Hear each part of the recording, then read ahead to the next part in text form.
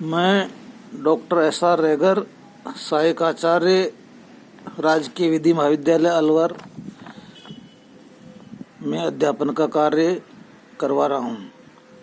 आज का विषय है राज्य विधिज्ञ परिषदें, स्टेट बार काउंसिल्स। इससे पहले हमने भारतीय विधिज्ञ परिषद के बारे में अध्ययन किया था। आज हम राज्य विधिज्ञ परिषद के बारे में अध्ययन करेंगे। अधिवक्ता अधिनियम 1961 की धारा 2M में कहा गया है कि राज्य विधिज्ञ परिषद ऐसी विधिज्ञ परिषदें हैं जिनका गठन धारा 3 के अधीन किया गया है। गठन कॉन्स्टिट्यूशन धारा 3(1) में कहा गया है कि प्रत्येक राज्य के लिए एक विधिज्ञ परिषद होगी जो उस राज्य की विधिज्ञ परिषद के नाम से ज्ञात एक विधिज्ञ परिषद कहलाएगी। जैसे राजस्थान राज्य में एक राज्य विधिज्ञ परिषद होगी जो राजस्थान राज्य विधिज्ञ परिषद राजस्थान स्टेट बार काउंसिल के नाम से जानी जाएगी। धारा 3(2) में राज्य विधिज्ञ परिषद निम्न सदस्यों से मिलकर बनेगी, अर्थात ये इस प्रकार बनती है। नंबर 1, 5000 तक निर्वाचक मंडल इलेक्टोरल वाली राज्य विधिज्ञ परिषद में 15 सदस्य होंगे। नंबर 2, 5000 से अधिक किंतु 10,000 तक के निर्वाचक मंडल वाली राज्य विधिज्ञ परिषद में 20 सदस्य होंगे। नंबर 3, 10,000 से अधिक निर्वाचक मंडल वाली राज्य विधिज्ञ परिषद में 25 सदस्य होंगे। उपरोक्त निर्वाचित सदस्यों में से यथासंभव आधे सदस्य पॉसिबल 1/2 के निकट सदस्य ऐसे व्यक्ति होंगे जो किसी राज्य नामावली में कम से कम 10 वर्ष तक अधिवक्ता रह रहे हों। उपरोक्त निर्वाचित सदस्यों के अलावा उस राज्य का महाधिवक्ता advocate general of the state पदेन एक्स ऑफिशियो सदस्य भी होगा। राज्य विधिज्ञ परिषद का अध्यक्ष और उपाध्यक्ष धारा 3(3) के अनुसार प्रत्येक राज्य विधिज्ञ परिषद का एक अध्यक्ष चेयरमैन और एक उपाध्यक्ष वाइस चेयरमैन होगा जो उस परिषद द्वारा विहित रीति से निर्वाचित किया जाएगा।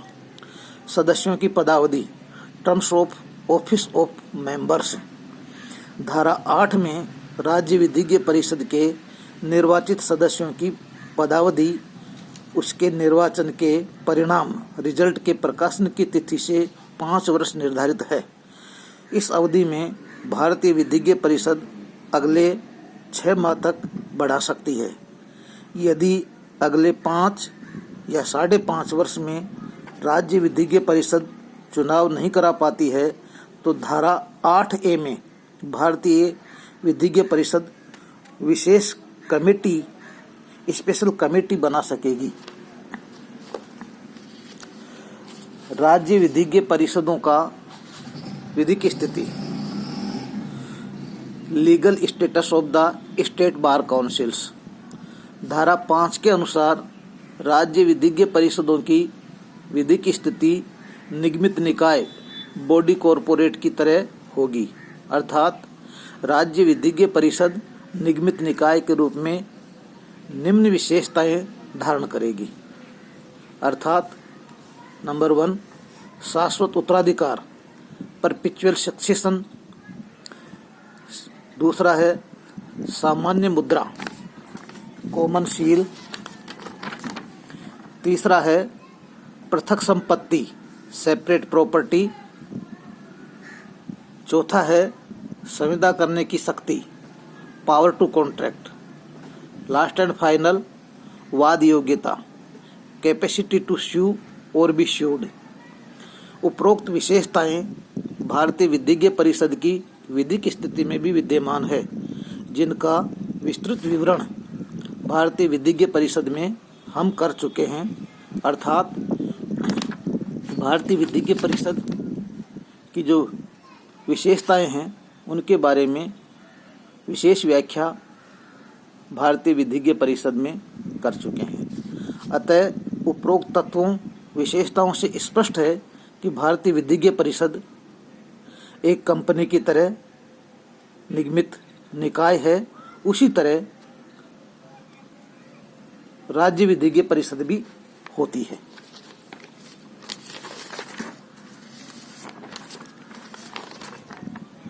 राज्य विधिज्ञ परिषदों के कृत्य। Functions of state bar councils. धारा 6(1) में राज्य विधिज्ञ परिषद के निम्न कृत्य सूचीबद्ध किए गए हैं, जो इस प्रकार है। नंबर 1, अधिवक्ता नामावली में अधिवक्ता के रूप में व्यक्तियों का नाम प्रविष्ट एडमिट करना। राज्य विधिज्ञ परिषद का प्रथम कर्तव्य है कि वह धारा 17(1) के अनुसार अधिवक्ताओं की नामावली रोल ऑफ एडवोकेट्स तैयार करें और रखें। इस नामावली में प्रत्येक विधि उपाधि धारक विहित प्रारूप में विहित शर्तें पूरी कर विहित रीति से अपना नाम दर्ज करा सकता है।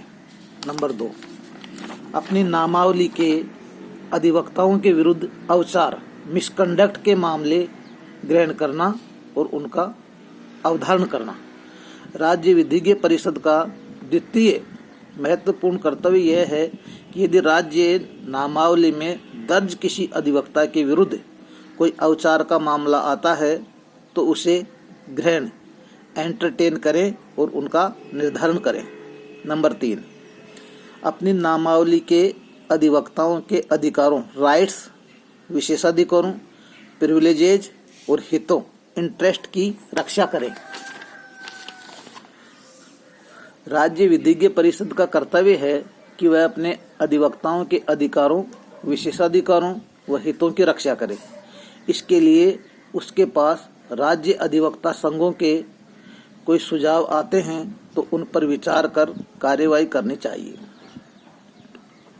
इसमें अधिवक्ताओं को चैम्बर आवंटित करवाना, वित्तीय संस्थाओं से ऋण दिलवाना तथा अधिवक्ता संघ बार एसोसिएशन की कल्याणकारी योजनाओं वेलफेयर स्कीम को लागू कराना प्रमुख है। नंबर 4, विधि सुधार का उन्नयन और उसका समर्थन करना। To promote and support law reforms. राज्य विधिज्ञ परिषदों को इस बात का विशेष ध्यान रखना चाहिए कि वे विधि सुधार का समर्थन करें तथा उनके विकास हेतु सभी आवश्यक कदम उठाएं। नंबर 5, परिसंवादों सेमिनार्स और वार्ताओं टॉक्स का आयोजन करना। राज्य विधिज्ञ परिषदों का कर्तव्य है कि वह समय समय पर विधि विषयों पर प्रतिष्ठित विधि शास्त्रियों एमिनेंट ज्यूरिस्ट्स को आमंत्रित कर परिसंवाद और वार्ताएं आयोजित करें ताकि विधि सुधार हेतु सुझाव तैयार किए जा सके। नंबर 6, विधिक रुचि की पत्र पत्रिकाएं और लेख जर्नल्स एंड पेपर्स प्रकाशित करना। राज्य विधिज्ञ परिषद का यह कर्तव्य है कि वह विधिक रुचि की पत्र पत्रिकाएं और लेख प्रकाशित करें। यदि स्वयं प्रकाशित नहीं कर सकते हैं तो अधिवक्ता संघ बार एसोसिएशन जो प्रकाशन कर रही हैं उनको सहयोग दें तथा उनका विकास करें। नंबर 7, निर्धनों को विधिक सहायता legal aid to the poor देने का आयोजन करना।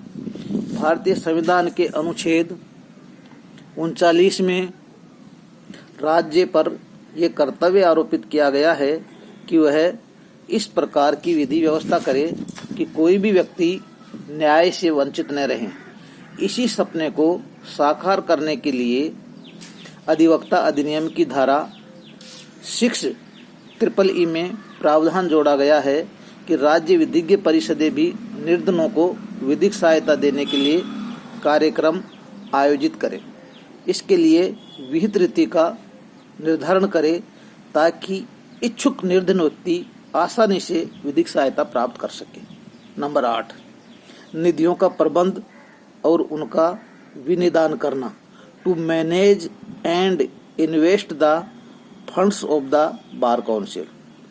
अधिवक्ता अधिनियम 1961 की धारा 6(2) में राज्य विधिज्ञ परिषदों को विहित रीति से निम्न प्रयोजनों के लिए निधियों का गठन करने की शक्ति प्राप्त है। निर्धन, इंडिजेंट, निःशक्त, डिसेबल्ड या अन्य अधिवक्ताओं के लिए कल्याणकारी स्कीमों के संचालन के लिए वित्तीय सहायता देने की योजना बनाना। इसके लिए राज्य विधिज्ञ परिषदें विशेष निधि फंड का गठन कर सकती है। विधि पुस्तकालयों की स्थापना, एस्टेब्लिशमेंट ऑफ लॉ लाइब्रेरीज के लिए योजना बनाना। राज्य विधिज्ञ परिषदों का कर्तव्य है कि वह विधि पुस्तकालयों की स्थापना करे। इसके लिए उसे पृथक से निधि फंड के गठन का भी अधिकार है। ऐसी निधियों के लिए धारा 6(3) में राज्य परिषदों को अनुदान, ग्रांट्स, चंदा, डोनेशन, दान, गिफ्ट और उपकृतियां, बेनिफिकेशन लेने की शक्ति भी प्राप्त है। उपरोक्त निधियों को कौन रखेगा, कैसे रखेगा, धन का विनियोजन किन शर्तों के अधीन किया जाएगा आदि का प्रबंध स्वयं राज्य विधिज्ञ परिषदें अपने नियम बनाकर बना सकती है। नंबर 9, विश्वविद्यालयों में जाकर उनका निरीक्षण करना। To visit and inspect the universities. राज्य विधिज्ञ परिषदों का ये कर्तव्य भी है कि वे राज्य के विश्वविद्यालयों में जाकर ये सुनिश्चित करें कि भारतीय विधिज्ञ परिषद द्वारा बनाए गए पाठ्यक्रमों के अनुसार विधि शिक्षा दी जा रही है अथवा नहीं, क्योंकि प्रारंभ में ही विधि विद्यार्थियों पर शिक्षा के प्रति निगरानी रखी जाती है, तो विधि उपाधि धारणकर्ता विधि शिक्षा के प्रति गंभीर रहेगा। परिणाम स्वरूप अधिवक्ता नामांकित होने के पश्चात निश्चय ही वह अधिवक्ता आचारों को मानने वाला साबित होगा। 10th, अन्य सभी आवश्यक कृत्य करना। धारा 6(1) में राज्य विधिज्ञ परिषदों को वे सभी कार्य करने की शक्ति प्राप्त है जो उपरोक्त वर्णित कर्तव्यों के निर्वहन के लिए आवश्यक हो। राज्य विधिज्ञ परिषदें किन समितियों का गठन कर सकती है? राज्य विधिज्ञ परिषद को अधिवक्ता अधिनियम 1961 की विभिन्न धाराओं में निम्न समितियों के गठन की शक्ति प्राप्त है। अनुशासन समिति, डिसिप्लिनरी कमेटीज, विधिक सहायता समिति, लीगल एड कमेटी, अन्य समितियां, अदर कमेटीज। उक्त समितियों का विस्तृत वर्णन हम भारतीय विधिज्ञ परिषद वाले अध्याय में कर चुके हैं। धारा 15 के अधीन राज्य विधिज्ञ परिषदों को निम्न प्रयोजनों के लिए नियम बनाने की शक्ति प्राप्त है। नंबर 1, अपने सदस्यों के निर्वाचन की प्रक्रिया हेतु। दूसरा है राज्य विधिज्ञ परिषद के अध्यक्ष और उपाध्यक्ष के निर्वाचन तथा उनकी शक्तियां और कर्तव्यों के निर्धारण हेतु। नंबर 3, परिषद के सदस्यों की आकस्मिक रिक्तियों, कैजुअल वैकेंसीज को भरने हेतु। नंबर 4, परिषद के विधिक सहायता कोष से विधिक सहायता हेतु परिषद के अधिवेशनों, मीटिंग्स के संचालन हेतु। नंबर 6, विभिन्न समितियों के अधिवेशनों के संचालन हेतु। नंबर 7, परिषद के सचिव, लेखापाल और अन्य कर्मचारी वृंदों की अहर्ताओं और उनकी सेवा शर्तों के निर्धारण हेतु। नंबर 8, परिषद की लेखा बहियों तथा अन्य पुस्तकों के रखरखाव हेतु। नंबर 9, लेखा परीक्षकों, ऑडिटर्स की नियुक्ति और लेखा परीक्षा, ऑडिट हेतु। लास्ट एंड फाइनल 10th, परिषद की निधियों, फंड्स के प्रबंधन हेतु। इस प्रकार राज्य विधिज्ञ परिषदों को उपयुक्त प्रयोजनों के लिए नियम बनाने की विस्तृत और व्यापक शक्ति प्राप्त है। इस प्रकार राज्य विधिज्ञ परिषदें अपना कार्य करती हैं थैंक्स।